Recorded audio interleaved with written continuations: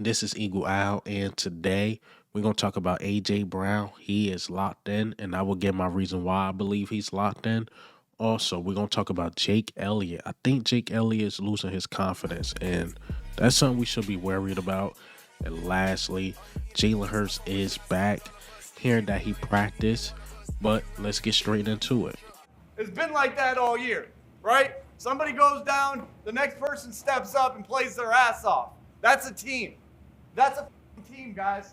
And you guys played to the standard. You played your ass off. You played tough. You played physical. You played nasty. You played grimy. All those different things that helped us get our 14th win of the season, which is a franchise record. Nobody wants to win a championship more than this guy, but today he won his 300th game as the owner of the Eagles.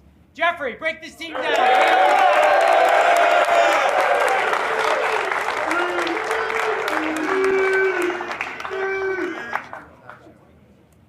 Hey, listen, this is for all you guys. We got a lot more to accomplish. 14 wins, be proud of it. But you know where our goals are. It starts next weekend. All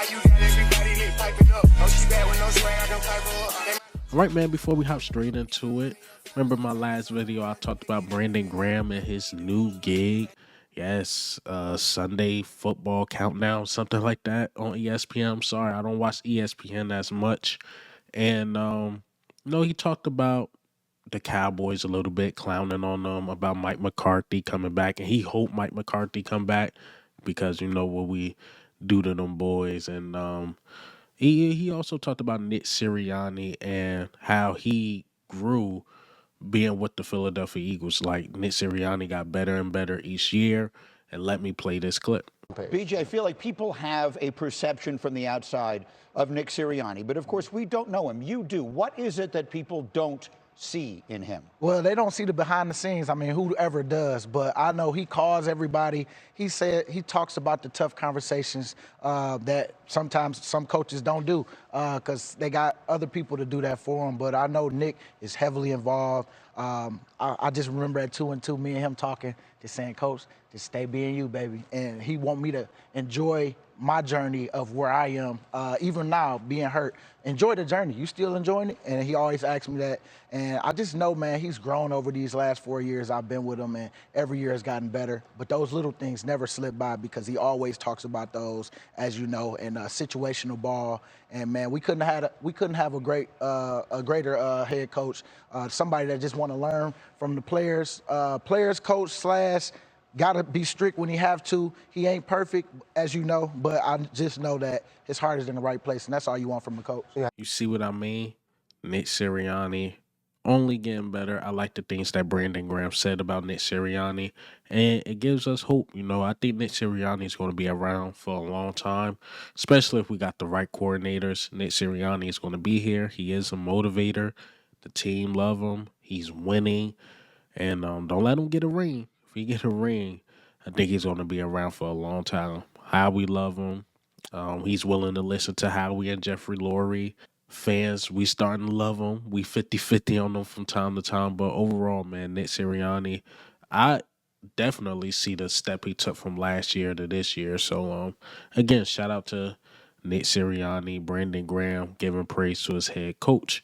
But let's talk about A.J. Brown, man.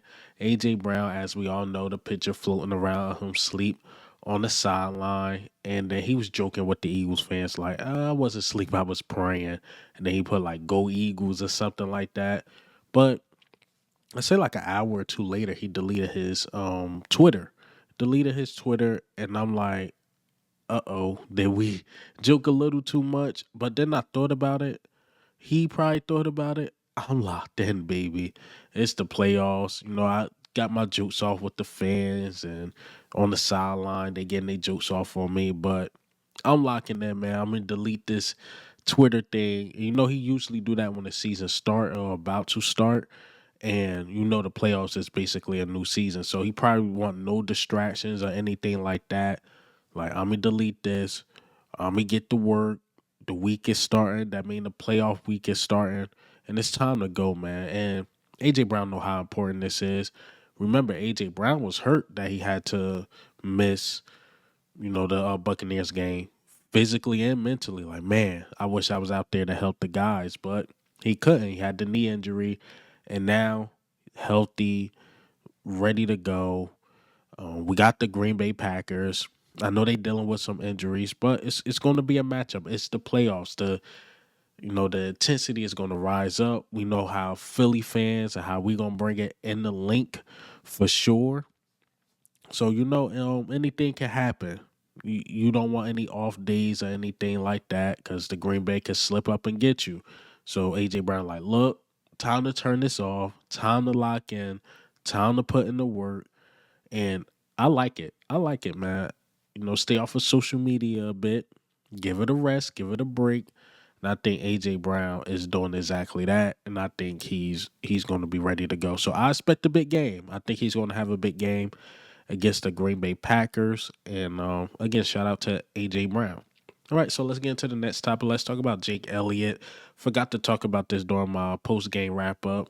Like I said, the last game we played was excited in the beginning. It became a little sleeper, but something I forgot to talk about because I didn't want to deep dive into the negative. But the negative is that Jake Elliott, and I'm really concerned, he missed the 39-yarder. He had one of his worst regular seasons ever. I think he kicked out of 76%. That's not good.